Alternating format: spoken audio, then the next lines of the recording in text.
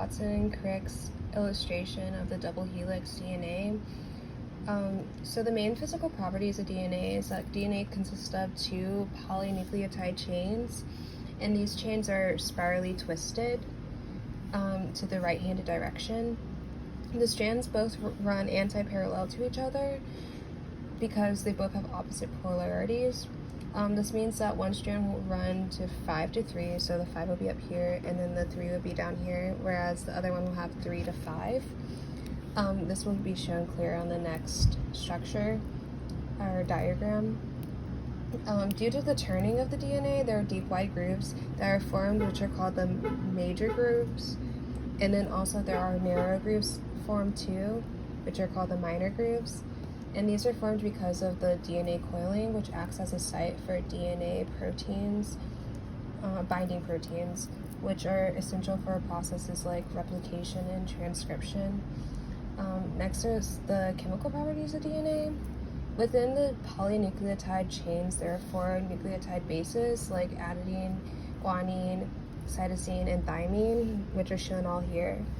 Adenine and guanine are both purine bases, which means they have a double ring structured, whereas cytosine and thymine are both pyridine bases, which means they consist of a single ring structure. The polynucleotide chains are joined together by complementary base pairing of the nitrogenous bases. This means that the purine bases will complementarily pair with the pyridine bases, where adenine pairs with thymine and guanine pairs with cytosine. So these are organized through base stacking, which is where the base pair planes are parallel and that the surfaces of the nitrogenous bases are almost touching but not. This is important because it minimizes the contact of the bases with water, and it's important in stabilizing the 3D structure of nucleic acids.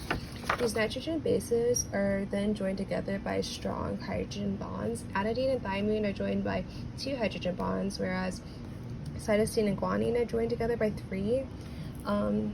So overall, these polynucleic strands consist of 3 major components: nitrogenous bases, a phosphate group, and deoxyribose sugar, which is a 5-carbon sugar that helps form the DNA backbone and bonds with the nitrogenous bases.